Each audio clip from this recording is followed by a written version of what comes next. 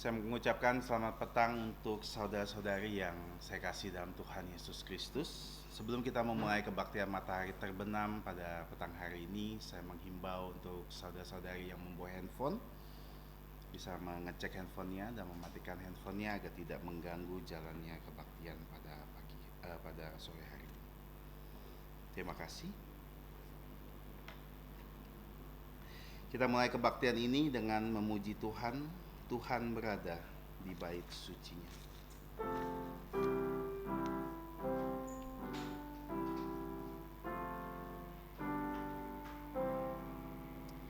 Tuhan berada di bait sucinya. Semua orang di hadapan Tuhan sujudlah, berdiam diri, sembah sujud.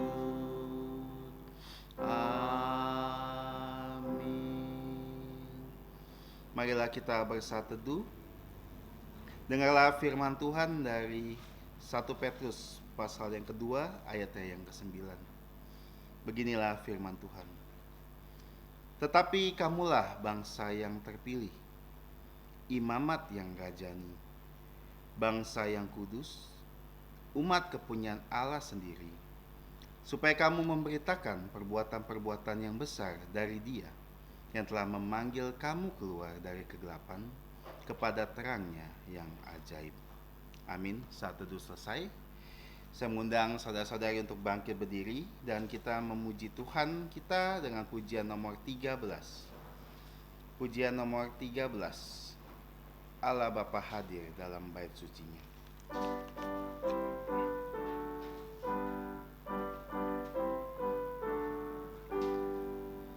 Allah Bapa hadir dalam bait sucinya, sembah sujudlah padanya. Umatnya pujilah pada Ya pengasih, bertelut dan menyembahlah. Pujilah padanya, bertagih berkat-Nya, ajaiblah kasih-Nya. Yesus Kristus hadir dalam bait sucinya. Oh, dengarkanlah sabdanya. Ya tebus dosaku, ya hibur jantungku, jalan gelap jadi teranglah. Pujilah padanya, ku dibebaskannya, selamatkannya. Roh Kudus hadir dalam bait sucinya dan berdiam di dalamku.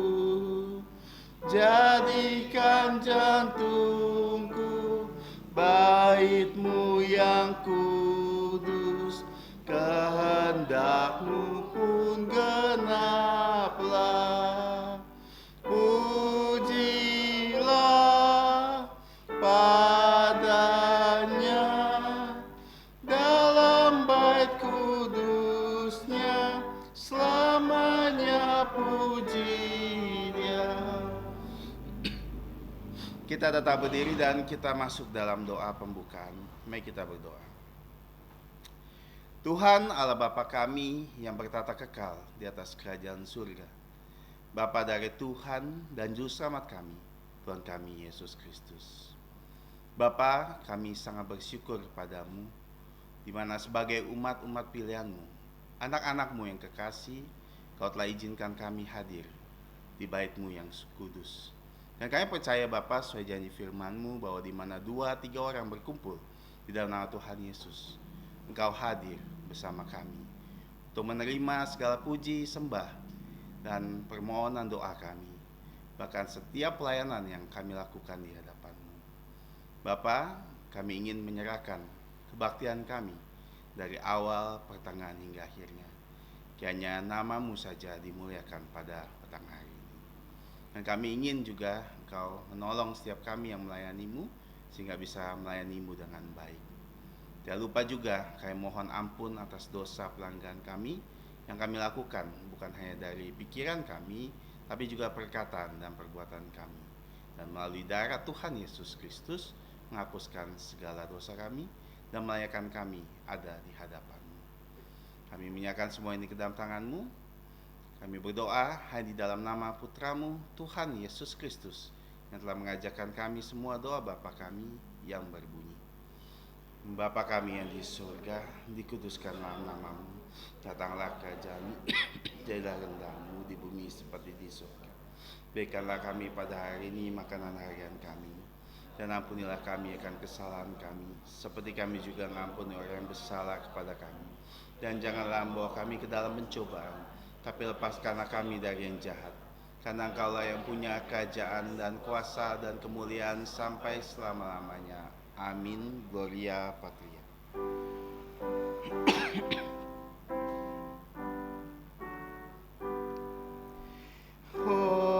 Hormat diberi untuk Bapa, Putra, dan Roh Kudus, dari mula sampai sekarang dan seterusnya, termulia. Amin. Amin. Saudara-saudari dipersilakan duduk kembali. Mari kita bersama-sama membuka Alkitab kita dari 2 Korintus pasalnya yang ke-11, ayat 7 sampai dengan 33. 2 Korintus pasal yang ke-11, kita akan membaca ayat 7 sampai yang ke-33 secara bertanggapan. Saya akan membaca ayat ke-7, mohon ditanggapi dengan ayat selanjutnya. Dengan 3 ayat terakhir, yaitu 31 sampai 33, kita akan baca secara bersama-sama. 2 Korintus pasal yang ke-11 ayat 7 sampai 33, saya akan memulai. Apakah aku berbuat salah jika aku merendahkan diri untuk meninggikan kamu? Karena aku memberitakan Injil Allah kepada kamu dengan cuma-cuma. Gereja-gereja lain yang telah kerampok dengan menerima tunjangan dari mereka supaya aku dapat melayani kamu.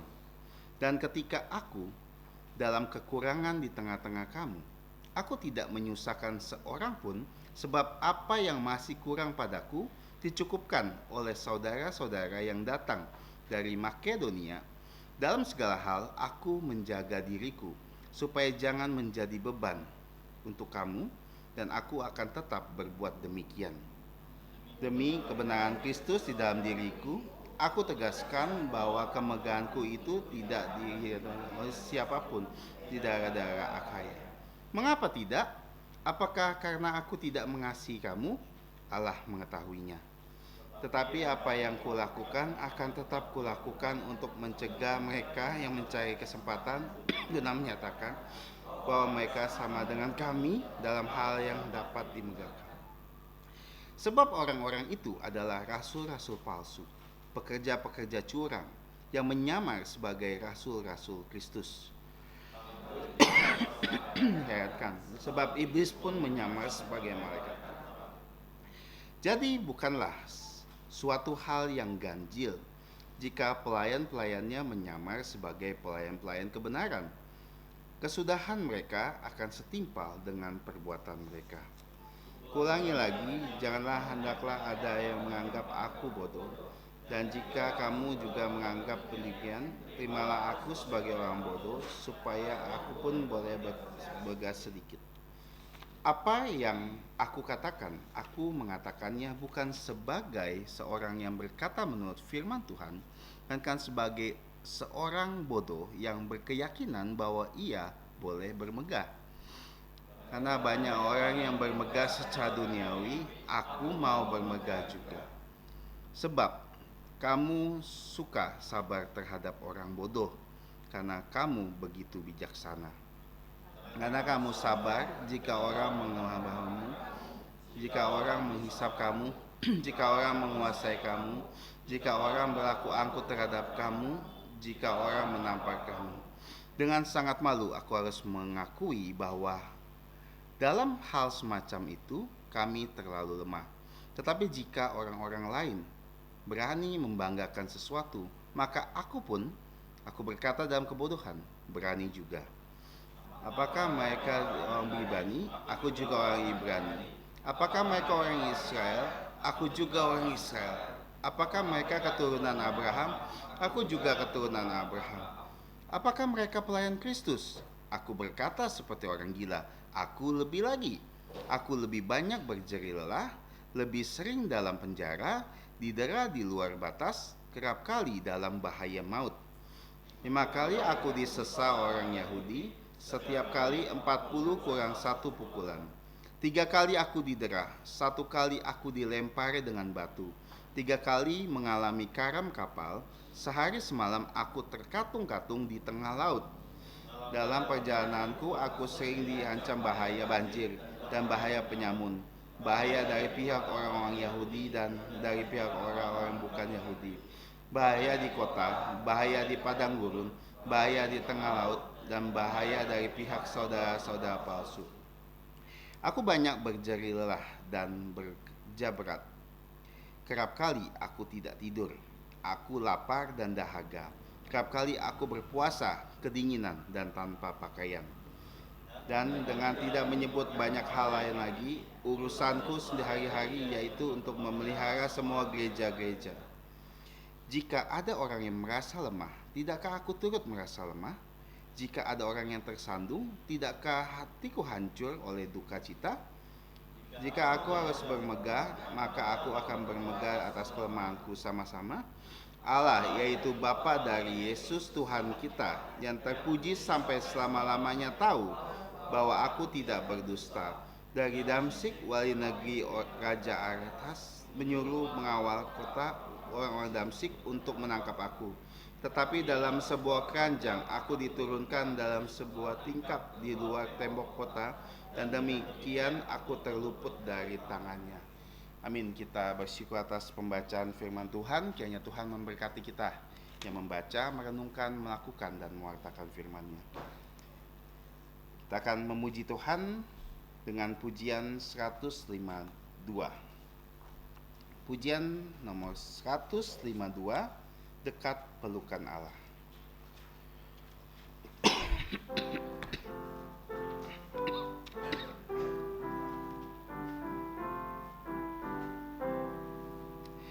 Ada sebuah tempat tenang dekat pelukannya, tempat dosa tak menjangkau, dekat pelukannya. Yesus yang penuh rahmat turun dari sorga, agar ku dijaganya, dekat pelukannya. Ada sebuah tempat hangat dekat pelukannya, tempat bertemu Allahku, dekat pelukannya. Yesus yang penuh rahmat turun dari sorga, agar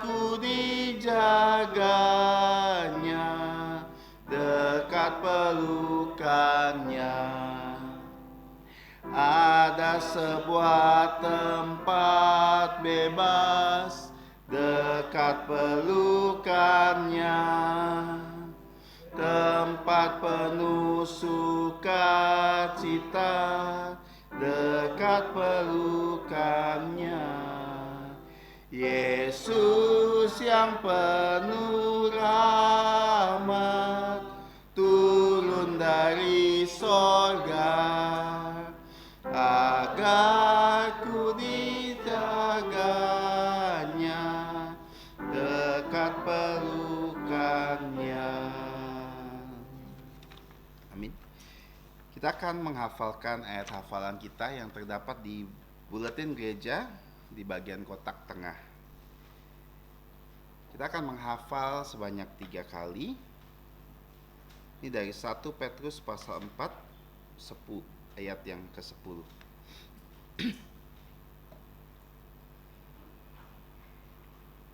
1, 2, 3. 1 Petrus pasal 4 ayat 10.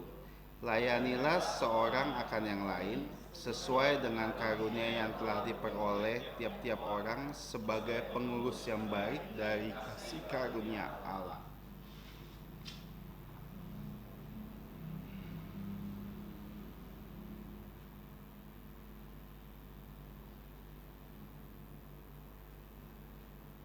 Sekali lagi, 1, 2, 3. 1 Petrus pasal 4 ayat 10. Layanilah seorang akan yang lain sesuai dengan karunia yang telah diperoleh tiap-tiap orang sebagai pengurus yang baik dari kasih karunia Allah. Saya akan memberikan waktu sejenak untuk kita menghafalkan ayat ini.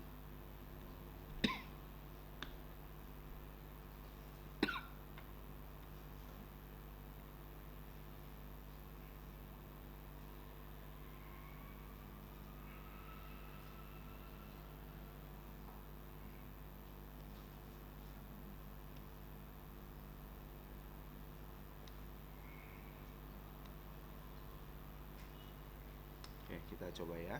1, 2, 3. 1 Petrus pasal 4 ayat 10. Layanilah seorang akan yang lain sesuai dengan karunia yang dikasih tiap-tiap orang sebagai penerus yang baik dari kasih karunia Allah. Sekali lagi, 1, 2, 3. 1 Petrus pasal 4 ayat 10.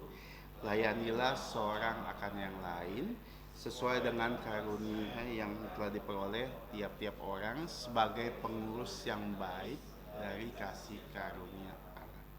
Amin. Kita bersyukur atas ayat hafalan ini. Kita bisa membawa pulang buletin gereja sebagai pengingat ayat hafalan ini, dan mohon diperhatikan jadwal pelayanan yang ada di minggu-minggu yang akan datang. Mohon disiapkan dan didoakan. Buat gereja, yang pertama, piknik gereja akan diadakan pada Jumat ini ke Pantai Kayangan dan Singkawang dengan biaya 160, dan hari ini pendaftaran sudah ditutup. Tapi bisa untuk lebih jelasnya bisa menghubungi, di sini ada wakil ketua dari panitia, Saudara Michael, bisa menjelaskan nanti jika diperlukan. Dan kami mau mengundang juga untuk yang pertama kali hadir di tempat ini, boleh diabadikan, boleh bangkit berdiri. Ada 2 pendeta, pendeta Pahan dan pendeta Nehemia dan keluarga. Kita senang bisa dikunjungi.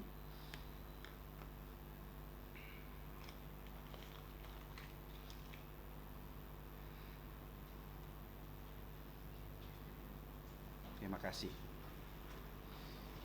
Selanjutnya kita akan memberi yang terbaik buat Tuhan. Kita mau menyembah Tuhan dalam melalui persembahan kita. Yang akan membawakan kantong persembahan ada Pei Elizabeth. Kita akan memuji Tuhan pujian 384.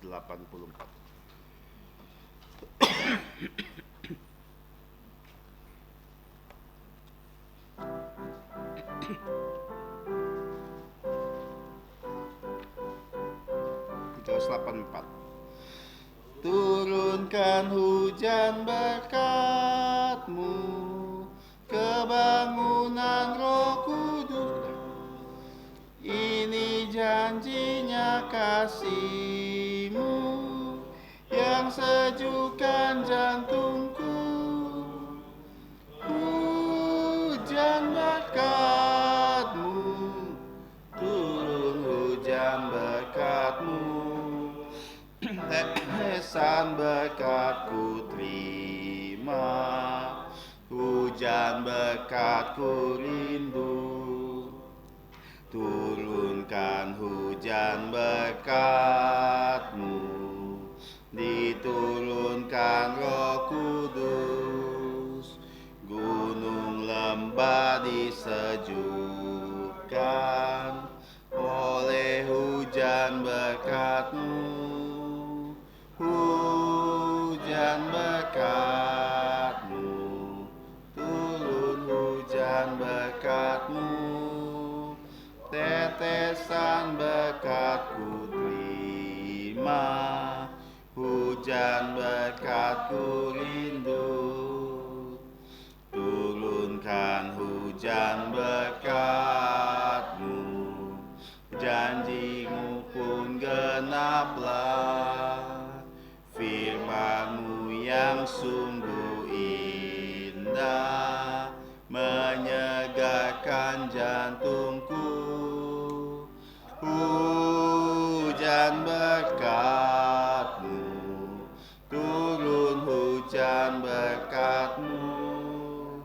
Tetesan berkat-Ku terima, hujan berkat-Ku rindu. Turunkan hujan berkat-Mu, turunkanlah Roh Kudus. Ku tinggalkan semua dosa, pada Tuhan berserah. Hujan berkat-Mu, turun hujan berkat-Mu. Tetesan berkat-Ku terima, hujan berkat-Ku rindu. Mari kita bangkit berdiri dan kita memuji Tuhan doksologi.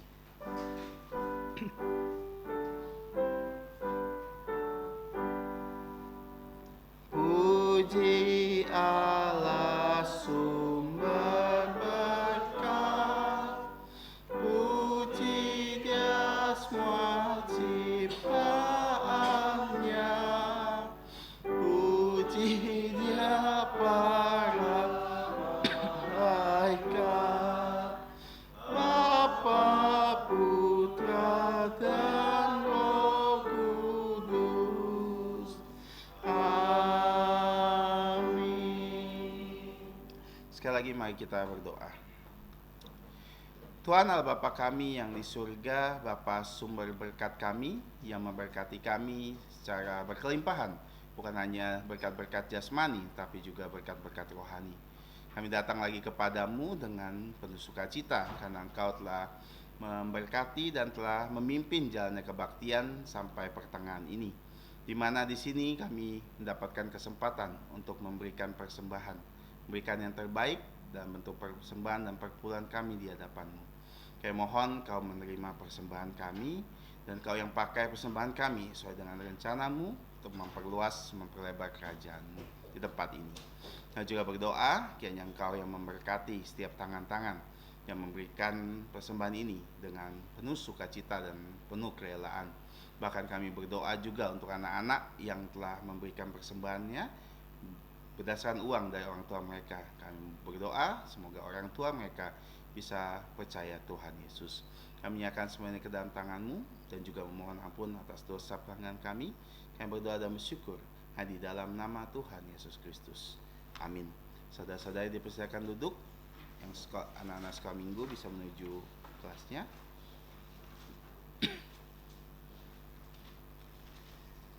Selanjutnya kita bersama-sama akan mendengarkan firman Tuhan yang akan dibawakan oleh gembala kita, Pendeta Peter Yoksan, dengan tema Paulus membenarkan kerasulannya bagian yang ke-11, kesetaraan kedudukan serta tanggung jawab.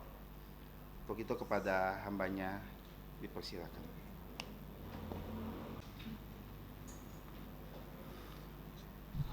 Saudara-saudari di dalam Kristus yang saya kasihi, selamat malam.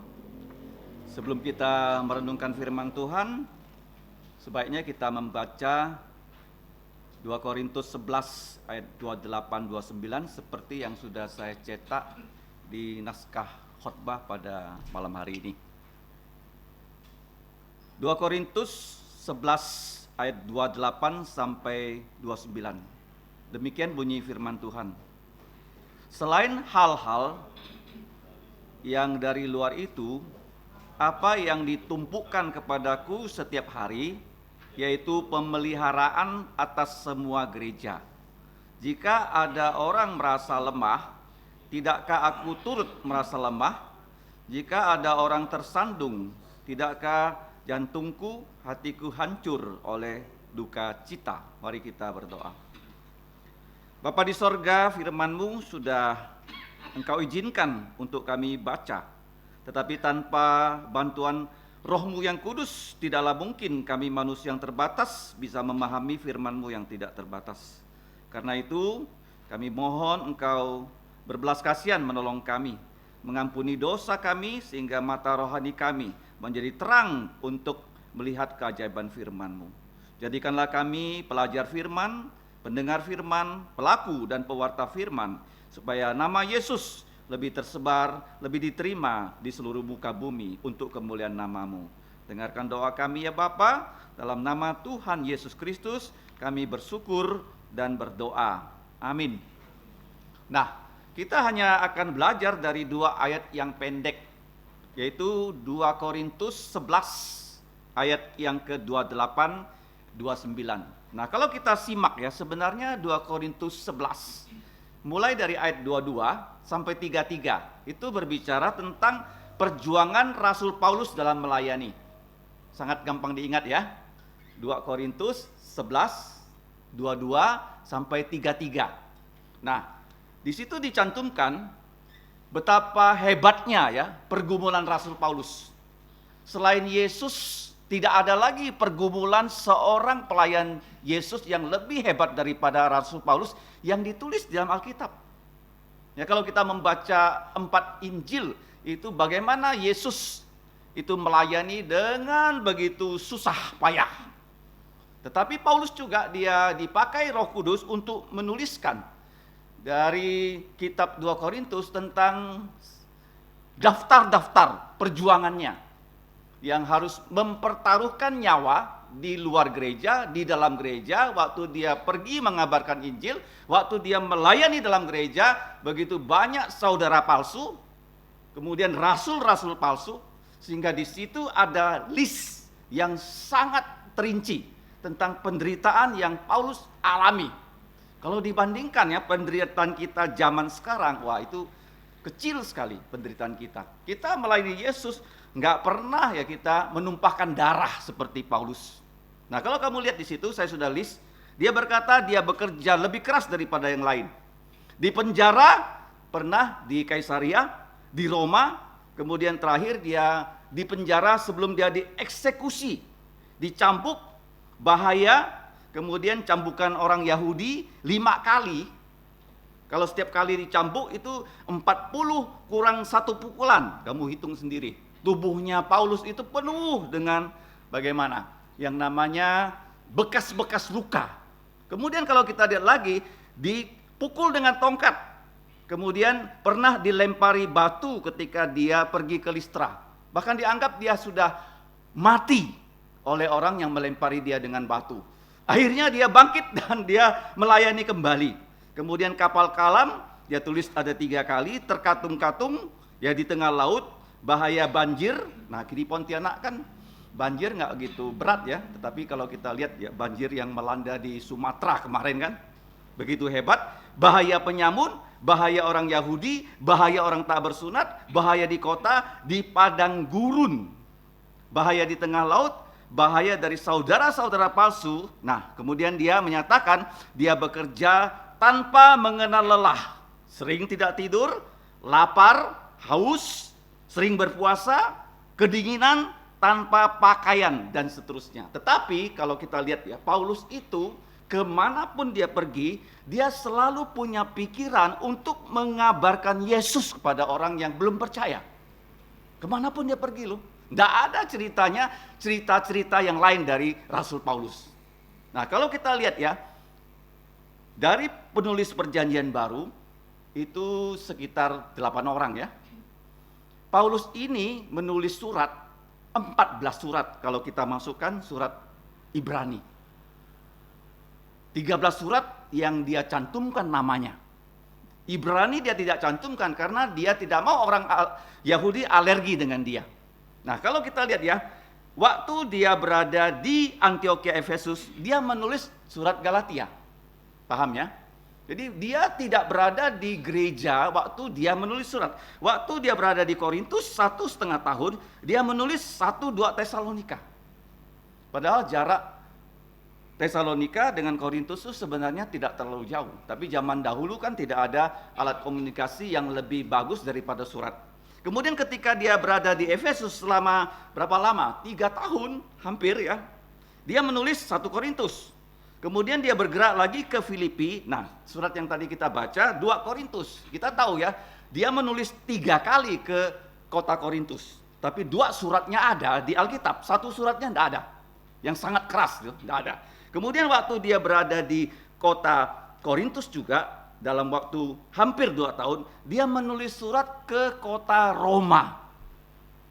Dia belum pernah ke Roma. Dia ingin ke kota Roma, dan kita lihat di akhir surat Roma, begitu banyak orang di Roma yang bisa dia sebut namanya satu persatu loh. Ini Rasul Paulus ya, seperti Yesus, mengenal persis ya orang-orang yang sudah ke gereja, yang percaya Yesus. Nah, kemudian kita tahu waktu dia di penjara di Roma, di Kisah Rasul 27-28, dia menulis surat Efesus, Kolose, Filipi, dan Filemon. Ya, ada 4 surat. Nah, kemudian setelah dia dibebaskan, dia menulis kepada 2 gembala sidang, Timotius, Titus. Kemudian yang terakhir, sebelum dia dieksekusi di penjara Roma, dia menulis surat 2 Timotius. Jadi kemanapun ya Tuhan mengutus Paulus, selalu dia bekerja untuk Tuhan Yesus dan gerejanya dan gembala sidang yang Tuhan Yesus tunjuk. Tidak ada lagi pikiran Paulus yang lain. Nah, makanya kita lihat 2 ayat ini, walaupun singkat, banyak pelajaran rohani yang bisa kita pelajari. Coba kita balik ya di halaman berikutnya. Yang pertama, kalau kita lihat ya dari surat 2 Korintus pasal yang ke-11 ayat 28. Selain hal-hal yang dari luar itu, apa yang ditumpukan kepadaku setiap hari, ya, yaitu memelihara. Nah, kata memelihara di sini bisa diartikan sebagai khawatir ya atas semua gereja. Jadi di sini dikatakan selain hal-hal yang tadi sudah disebut ya dari list yang di depan ini, dia mengatakan penderitaan yang dia alami asalnya dari penderitaan yang dialami bukan hanya secara lahiriah, tapi secara batiniah.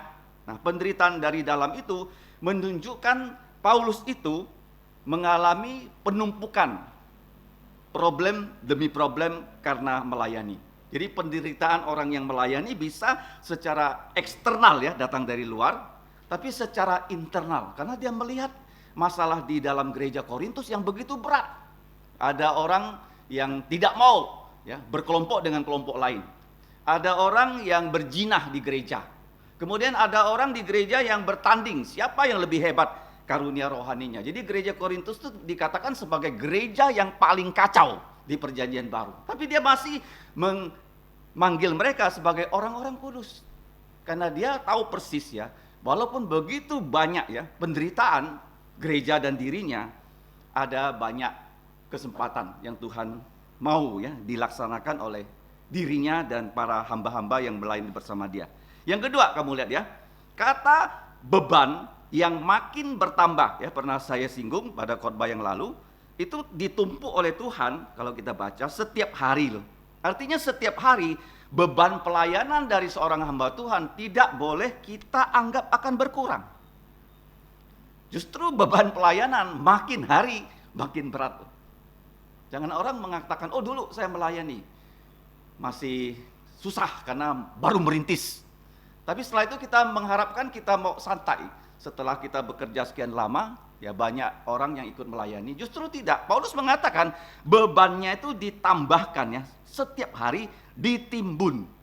Ditimbun. Nah, kalau kita lihat di Perjanjian Lama, itu yang terjadi dengan seorang nabi yang bernama Yeremia. Ini ayat yang tidak umum. Dari Yeremia 12 ayat 5. Jadi Yeremia sudah sangat susah pelayanannya, bahkan Tuhan melarang dia menikah seperti Rasul Paulus. Dia sudah berbeban berat, tapi Tuhan bilang yang akan datang justru lebih berat. Coba kita baca pasal 12 ayat 5. Sekarang ya, saat ini engkau berlari melawan orang yang berlari dan engkau dilelahkan. Bagaimanakah kelak? Ya, engkau akan bertanding berlari melawan kuda. Ya kan? Sekarang sudah lari lawan pelari. Kamu rasa sudah berat, nanti lebih berat lagi. Lawan kamu bukan lagi manusia tapi kuda. Jadi kalau kita melayani, walaupun ya bebannya bertambah, kita melihat ya Paulus tuh dikasih tahu oleh Tuhan, dalam kelemahanmu lah, waktu kamu pikul beban, kamu merasa nggak sanggup, justru aku yang menolong kamu. Ini luar biasa ya. Yang pertama, asal dari penderitaan, bisa dari luar, eksternal, atau dari internal. Dari internal tuh yang berat loh. Kita anggap ya, misalnya hamba Tuhan yang lainnya bisa membantu kita, justru dia menghalangi pelayanan kita loh. Bisa jadi seperti itu loh. Dari internal yang berat. Nah, tetapi beban yang berat ini, kamu lihat ya, membuat pelajaran ketiga itu masuk di sini, yaitu cemas. Ya, kata cemas di sini kalau kita lihat di dalam bahasa Indonesia terjemahannya tidak begitu kentara ya. Tetapi dalam bahasa asli sudah saya tunjukkan, yaitu pemeliharaan atas semua gereja. Nah, kata pemeliharaan di sini kalau kita periksa bahasa aslinya itu adalah merimna, khawatir, ya, khawatir. Padahal dalam Matius 6 dikatakan oleh Yesus, jangan kamu khawatir. Nah, kenapa Paulus mengatakan di sini khawatir? Khawatir itu artinya ada problem yang masih berlangsung di gereja Korintus sampai Paulus menulis ya 3 surat termasuk 2 Korintus, dan dia mengutus baik Timotius, dia mengutus Titus untuk menyelesaikan problem-problem yang terjadi di situ. Dan itu menjadi bagaimana? Dia menjadi khawatir. Apakah masalah ini bisa selesai? Kalau nggak bisa selesai, dia akan datang lagi dan dia akan menjadi pelayan Tuhan yang keras kepada orang yang di situ. Padahal dia bilang nggak mau. Dia mengatakan kalau surat ini dikirim, hamba Tuhan dikirim, kalian bertobat. Kalau kalian sudah bertobat, saya mau ya menjadi bagaimana? Yaitu hambamu yang bersifat lemah lembut. Jadi kalau kita lihat di sini, cemas ini namanya cemas apa? Khawatir di sini namanya apa? Khawatir kudus. Khawatir apa? Kudus. Di Alkitab juga ada dikatakan, boleh nggak benci kudus? Boleh nggak? Ya, perfect hatred namanya. Ada tuh ya dalam Mazmur. Seperti orang yang mengaku dirinya Kristen, tapi mengajarkan ajaran sesat. Yang dikatakan kita boleh ya tidak menyapa mereka seperti di surat Yohanes. Itu pelajaran ketiga. Pelajaran keempat, nah walaupun ya di dalam gereja Korintus banyak orang yang tidak menganggap diri Paulus sebagai rasul mereka, tapi Paulus tidak pernah melakukan yang namanya diskriminasi. Kamu lihat di sini ya, bahwa terjemahannya yaitu aku khawatir atas semua gereja. Artinya begini ya, semua orang yang ada dalam gereja membuat dia khawatir. Apakah orang itu sudah sungguh percaya, belum percaya. Jadi semua yang ada di lingkungan kita, yang kita layani, ya walaupun dia tidak terlalu simpatik sama kita, kita tetap ya harus melayani mereka ya sebagai seorang hamba Tuhan. Tidak boleh hamba Tuhan tuh punya grup dan geng. Ya saya lihat tuh di gereja tertentu ada grup, ada gengnya. Ya, nggak boleh itu. Kita juga ya nggak boleh punya orang-orang favorit di gereja. Semua kita perlakukan sama. Ini kenyataan yang terjadi. Ya Paulus mengatakan kalian memang ya nggak suka sama aku, tetapi ya di mata saya kamu semua adalah domba-domba yang perlu saya layani. Tidak boleh ada diskriminasi di dalam gereja. Oke, nggak boleh bikin klik ya. Nah, kemudian yang berikutnya, nah kita tahu ekstremis yang terjadi di gereja karena ini masyarakat Yunani ya. Masyarakat apa? Yunani. Nah, masyarakat Yunani itu cinta apa tahu nggak? Cinta filsafat. Ya, filsafat itu kalau kita pilah ya, ada filsafat sebelum yang namanya Sokrates, SAP ya. S itu Sokrates, ya, kemudian A Aristoteles dan Plato. Nah, kenapa kita mengatakan filsafat ini penting loh? Karena filsafat itu membuat orang barat lebih maju daripada orang timur. Ngerti ya?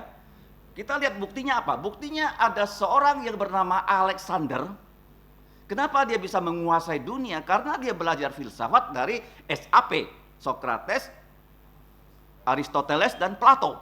Sehingga Alexander ini bisa menguasai dunia dalam waktu 11 tahun loh. Dia bukan berpegang pada Alkitab, tapi dia berpegang pada filsafat. Dan Alexander itu dari umur 22, dia menggantikan bapaknya sebagai jenderal perang. Umur 33 seluruh dunia sudah dia kuasai. Itu hebatnya filsafat. Ya makanya sekarang kalau orang sekolah doktor itu namanya PhD kan, Doctor of Philosophy. Nah kalau kita lihat filsafat apa yang terjadi yang diterima sampai kaisar. Ya kaisar Marcus Aurelius, kamu baca ya. Marcus Aurelius ini mengajarkan filsafat yang namanya Stoik. Nah Stoik itu begini ya, saya bisa perang, saya bisa terluka, tapi saya tidak mengaku saya sakit. Itu Stoik. Paulus mengatakan tidak, saya ini orang yang sama dengan kamu. Kalau kamu sakit, saya juga sakit. Kalau Stoik itu enggak loh. Kenapa mereka menghadapi penderitaan? Mereka mengatakan penderitaan itu enggak ada apa-apanya. Ya di Indonesia sekarang sedang dipopulerkan ya ajaran Stoik ya. Kalau kamu cek di YouTube ya, kalau kamu menderita, kamu anggap kamu enggak menderita. Padahal Paulus tidak.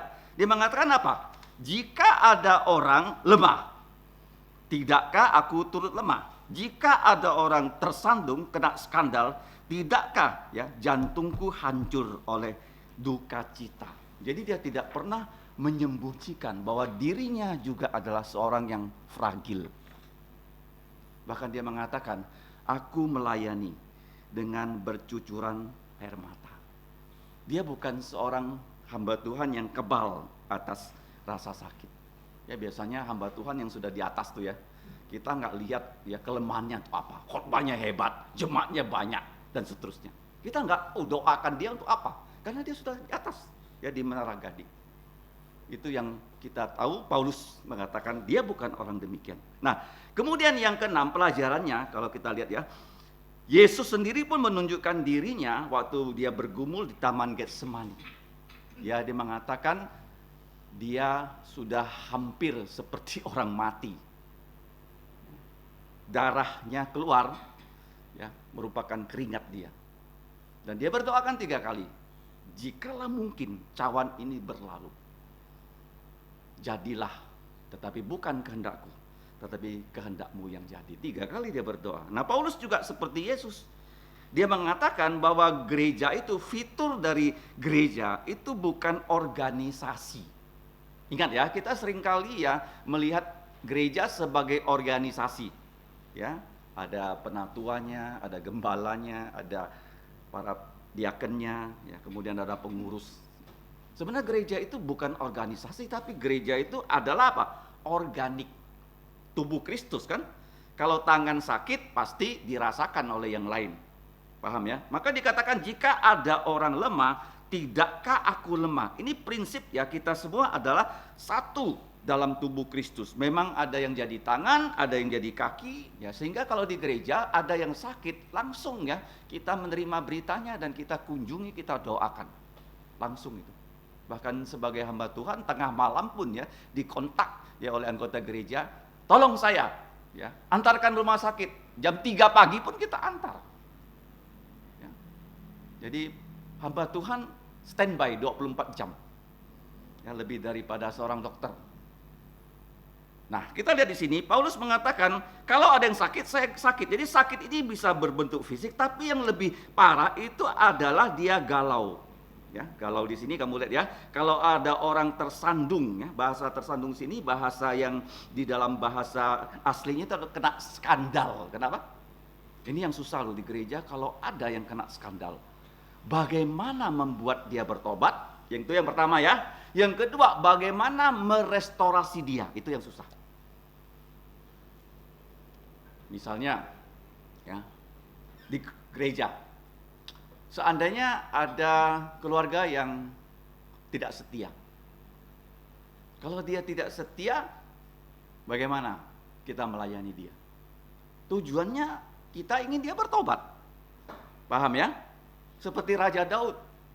Dia sudah berzina dengan Batseba kan? Nah, siapa yang melayani dia? Nathan. Akhirnya dia bertobat dan dia dikembalikan ya, walaupun dia harus menerima konsekuensinya. Nah, di gereja juga seperti itu. Ya, ada anggota gereja yang menghadapi masalah. Bagaimana ya kita minta hikmat dari Tuhan, kita tetap menjadi saudaranya. Jangan sampai kalau ada orang berdosa seolah-olah dia jadi musuh kita. Kamu itu sudah tercemar.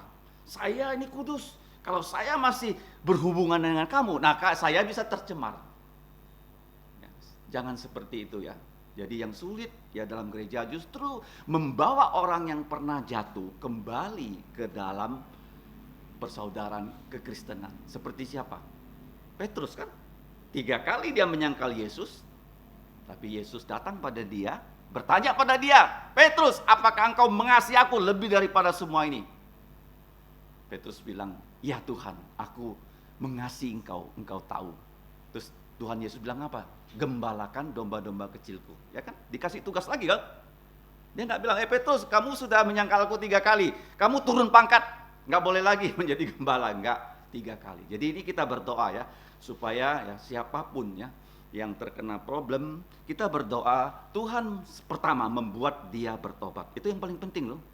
Setelah bertobat, bagaimana restorasi ya kembali orang yang bersangkutan. Nah, kita lihat ya. Yang berikutnya Paulus mengatakan ya, lubuk jantungnya, hatinya itu hancur. Ya, kata hancur di sini terbakar bisa kita terjemahkan dengan geram bahasa Indonesia. Nah, terbakar di sini bukan seperti misalnya orang broken heart. Ya, broken heart. Artinya dia itu menjadi orang yang tidak mau lagi berjuang dalam perjuangan. Saya kenal seorang pemuda. Dia sekolah komputer. Sudah Eskom. Tapi apa yang terjadi dengan dia? Dia ditolak oleh cewek. Sehingga apa yang terjadi? Dia tidak mau keluar kamar, dia nggak mau bergaul. Sehingga apa yang terjadi dengan dia? Sampai sekarang dia orang seperti itu. Dan ada satu teman saya yang selalu WA saya. Dia kalau kemana-mana, ya ke Singkawang kemana-mana, kalau dia makan dia kirim gambar kepada saya. Itu orang yang paling spesial ya. Tidak ada orang yang biasa kirim WA ke saya. Dia selalu ya, dia makan di mana dia kirim. Tapi satu saat ya, saya dapat kiriman bukan dari dia loh, dari putrinya. Putrinya bilang, bapak saya yang pakai WA ini sudah wafat. Sudah apa? Wafat. Pernah saya nasihati dia supaya dia percaya Yesus. Saya tidak tahu apakah dia sungguh percaya Yesus atau tidak. Dia termasuk kawan baik dari orang yang tadi itu, yang kurung diri di kamar. Saya bilang sama dia, satu saat kita berdua harus pergi mencari dia. Tapi itu nggak pernah terjadi. Ingat ya. Nah, biasanya juga begitu ya di dalam pelayanan kita. Kalau kita itu sampai ditegur oleh orang, kita jangan namanya mutung ya, bahasa Jawanya mutung, bahasa Melayunya apa? Meracuk. Ya kan? Ya, ada orang ditegur dia langsung meracuk. Nggak boleh ya. Ini Paulus itu mengatakan, memang saya menghadapi begitu banyak kegeraman, seperti lubuk jantung saya itu terbakar. Tapi ini adalah gairah, ada titik terang di ujung lorong yang gelap. Ada titik terangnya. Biasanya kalau kita lihat di dalam Alkitab, selalu problem membawa berkat. Itulah pelayanannya. Problem pasti bawa berkat. Contohnya gereja Korintus begitu banyak problem, justru kita punya 2 surat. Kalau nggak ada problem, ya nggak ada 2 surat ini. Yang selalu kita harus bersyukur. Nah, minggu lalu saya mengajar tentang peristiwa Tuhan menyembuhkan air di Mara. Ada satu kata yang tidak pernah saya periksa dengan teliti artinya. Mara, ya kan? Masa, ada masa kan? Nah, Meriba. Mara kita tahu, Mara itu artinya pahit. Lawannya Naomi ya. Meriba itu dari bahasa Yunani, bahasa Ibrani, itu rib. Ya, pernah waktu saya sekolah itu diperiksa ya ayat ini di dalam kitab Mika pasal 6. Rib, ya, rib itu menghasilkan kata bahasa Indonesia ribut. Ya, orang ribut dengan Allah, ribut dengan Musa karena akhirnya pahit. Nah, masa, apa tuh masa? Apa masa? Ya kan? Kita dengar kata itu tapi tidak pernah kita cek apa arti kata masa. Masa itu artinya ujian apa? Ujian. Jadi Allah menguji mereka melalui air pahit. Ya, supaya disembuhkan. Yahweh Rafa diberi peraturan, diberi ketetapan supaya mereka diuji taat nggak terhadap firman Tuhan. Karena mereka sudah dibebaskan dari Laut Merah kan? Ya, Tuhan bisa bawa mereka ke Elim langsung. Tapi kenapa Tuhan tidak bawa ke Elim? Harus bawa ke air pahit. Diuji. Nah, sekarang masa sebenarnya dapat kita ingat. Dari kata masa, kita dapatkan bahasa Indonesia masalah. Apa? Masalah. Kenapa masalah? 1, Allah menguji kita. 1 apa? Allah menguji kita. Ujian ya. Yang kedua, kenapa masalah? Iblis diizinkan mencobai kita. Ya, bisa masalah itu karena diuji, masalah itu karena iblis diizinkan mencobai Ayub. Yang ketiga, masalah karena apa? Salah sendiri. Kalau apa? Misalnya tiap hari makannya pecel lele, ya pastilah sakit ya. Atau tiap hari ya minumnya Coca-Cola, pasti kena kencing manis. Ya, masalah itu apa? 3 kan? 1 apa? Ujian dari Tuhan. Yang kedua, pencobaan iblis. Masalah ketiga, salah sendiri. Nah, kita harus waspada. Ya, kalau masalah itu karena ujian dari Tuhan, bagus, mau naik kelas kita. Kalau pencobaan pasti Tuhan buat kita lulus. Tapi kalau masalah timbul karena kita salah, kita harus bertobat. Makanya 2 Korintus itu intisarinya adalah pertobatan orang berdosa. Coba kita baca di dalam 2 Korintus 7. 7. 2 Korintus 7 ayat 10. Kita baca sama-sama. Di sini saya TB2 ya, Alkitab saya. Sebab 1 2 3. Sebab kesedihan menurut kehendak Allah menghasilkan pertobatan yang membawa keselamatan dan tidak akan disesalkan, tetapi kesedihan yang dari dunia ini menghasilkan kematian. Ingat ya, masa itu menjadi kata apa? Masalah. Sebelumnya saya nggak tahu masa itu ada kaitan dengan masalah. Nah, karena saking familiarnya dengan kata masa, nggak pernah dicek itu apa arti kata masa. Ya, masa itu artinya ujian. Ya, ujian itu apa? Masalah. Ya, masalah karena Tuhan menguji kita, masalah karena iblis diizinkan mencobai Ayub, yang ketiga masalah karena salahnya sendiri. Oke. Nah, kita lihat ya, lubuk jantung yang hancur itu dia yakin ya dalam lembah yang gelap akan terbit pengharapan dari Tuhan. Yang terakhir 2. Jadi pelayanan Paulus itu bersifat inklusif ya, transparan. Artinya dia mau ya tahu apa yang dia sedang pergumulkan. Dia tidak menutup-nutup ya dirinya. Ya, seolah-olah dirinya sangat kuat, sangat hebat. Dia enggak. Dia mengatakan dia orang yang lemah, tapi dia menerima kekuatan dari Tuhan Yesus Kristus. Nah, kita bersyukur ya dalam persaudaraan Kristen, kalau kita mengatakan kelemahan kita akan didoakan, bukan kita malah diejek dan sebagainya. Masing-masing kita punya kelemahan. Ya, makanya dalam bahasa Indonesia ada kata salah satu.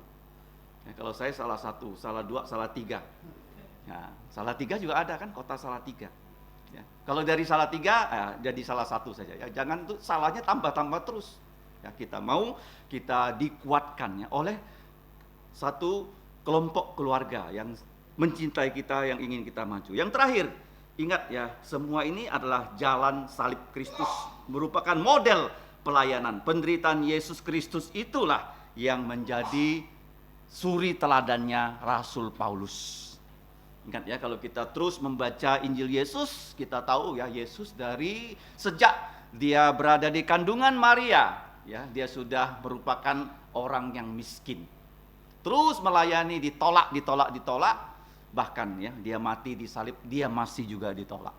Bahkan oleh keluarganya sekalipun. Bayangkan loh, adik-adik ya dari satu ibu, dari Yusuf itu tidak percaya Yesus sebelum Yesus bangkit.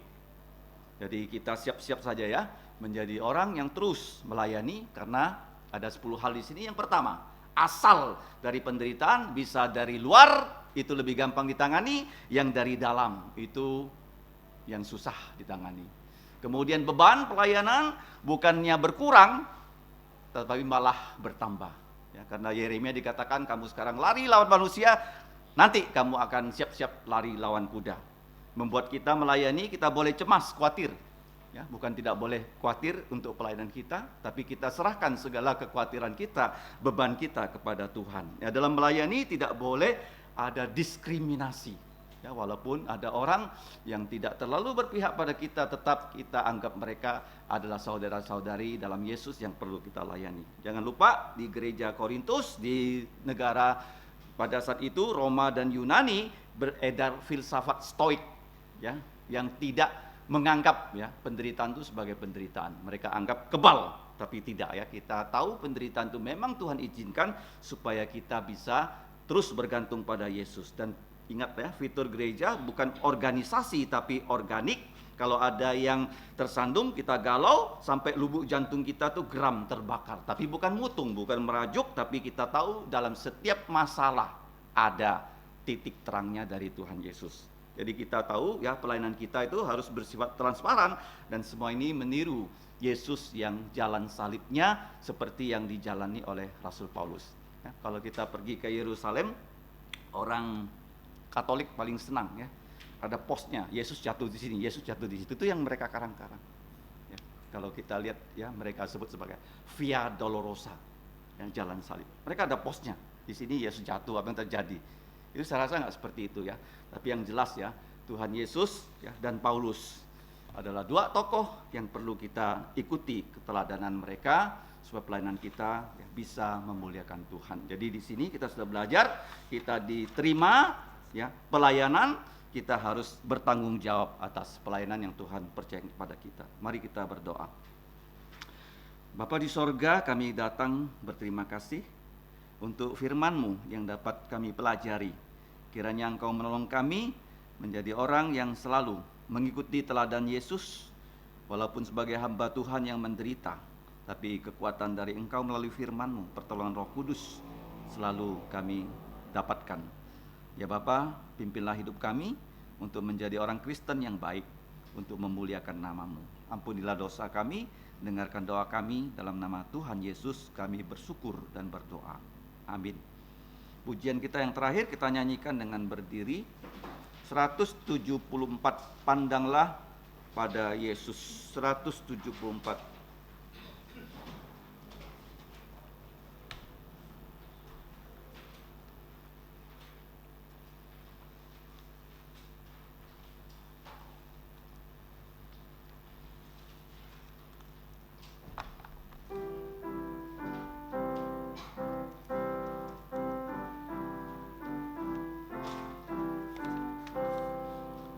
Lelah dan susahkah jiwamu,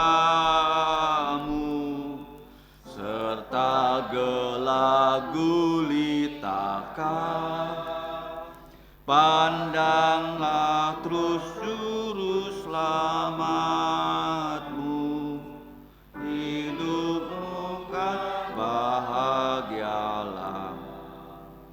Pandanglah pada Yesus, pandanglah wajah mulia-Nya di dalam terang kemuliaan.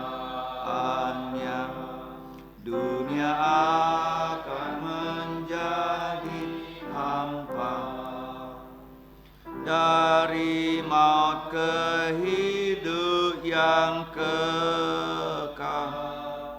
Ikutlah jejak Tuhanmu, kuasa dosa takkan kekangmu.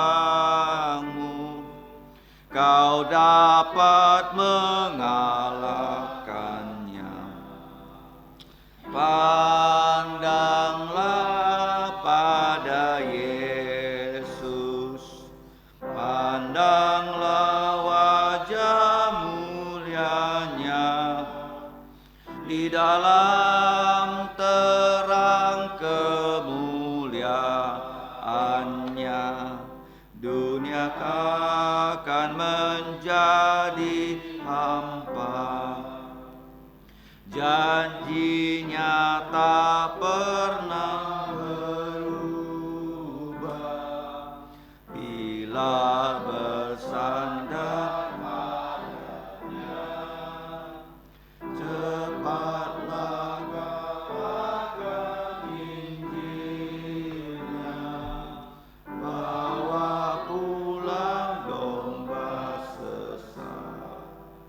Pandanglah pada Yesus, pandanglah wajah mulianya, di dalam terang kemuliaannya dunia akan menjadi nyata. Mari kita tetap berdiri, kita akan bersatu menerima berkat dari Tuhan kita.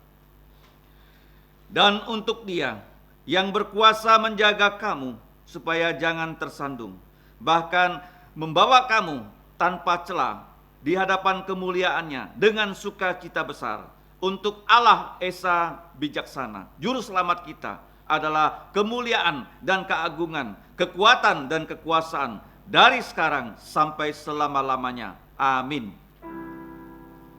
Amin. Amin.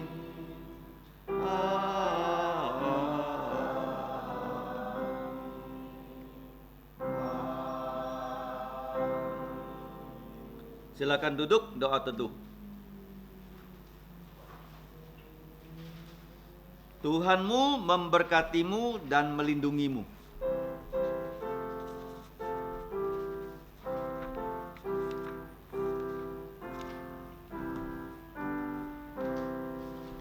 Tuhan memberkatimu, Tuhan melindungi, menyinari.